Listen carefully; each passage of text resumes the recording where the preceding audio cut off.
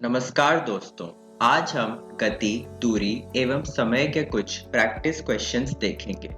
आइए शुरू करते हैं। प्रश्न संख्या 1। तीव्र एवं मंद गति क्या होती है?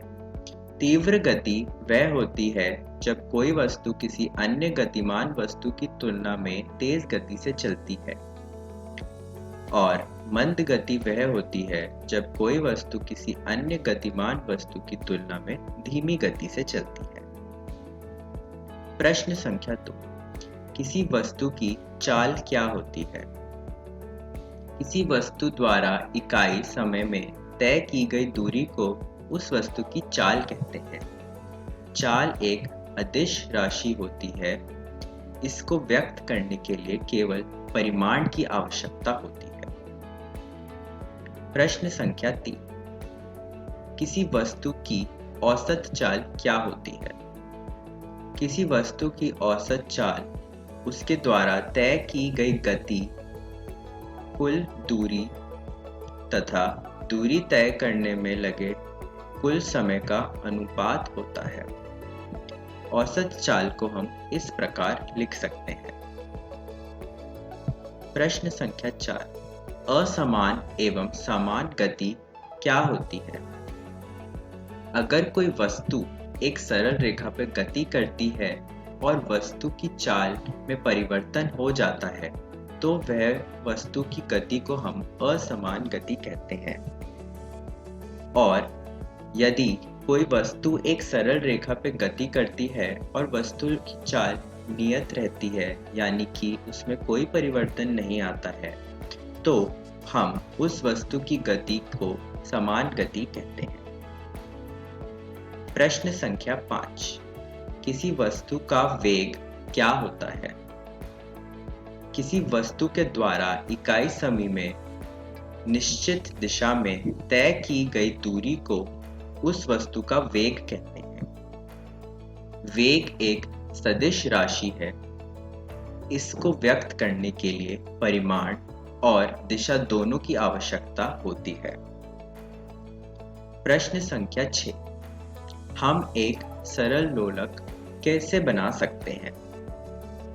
सरल लोलक धातु अथवा लकड़ी के छोटे गोले को किसी रिक्त स्तंभ यानी कि एक स्टैंड से धागे के सहारे निलंबित करके बनाया जा सकता है।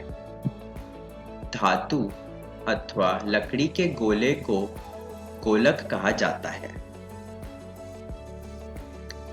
प्रश्न संख्या 7। समय का एसआई मात्रक क्या है? इसके बड़े मात्रक क्या होते हैं? समय का एसआई मात्रक सेकंड है। इसे एस द्वारा सूचित किया जाता है। इसके बड़े मात्रक मिनट और घंटा होते हैं। प्रश्न संख्या 8। चाल के मात्रक क्या हैं? चाल का मात्रक मीटर प्रति सेकंड होता है। इसके अन्य मात्रक मीटर प्रति मिनट और किलोमीटर प्रति घंटा भी होते हैं। प्रश्न संख्या 9। वाहनों में किस किस प्रकार के मीटर लगे होते हैं? मोटरसाइकिल, बस, स्कूटर, कार इत्यादि वाहनों में चाल मापने के लिए चाल मापी यानी कि स्पीडोमीटर लगा होता है। वाहनों में एक अन्य प्रकार का मीटर भी होता है जो वाहन द्वारा तय की गई दूरी मापता है। इस मीटर को पाथ मापी या फिर ओडोमीटर कहा जाता है। प्रश्न संख्या 10।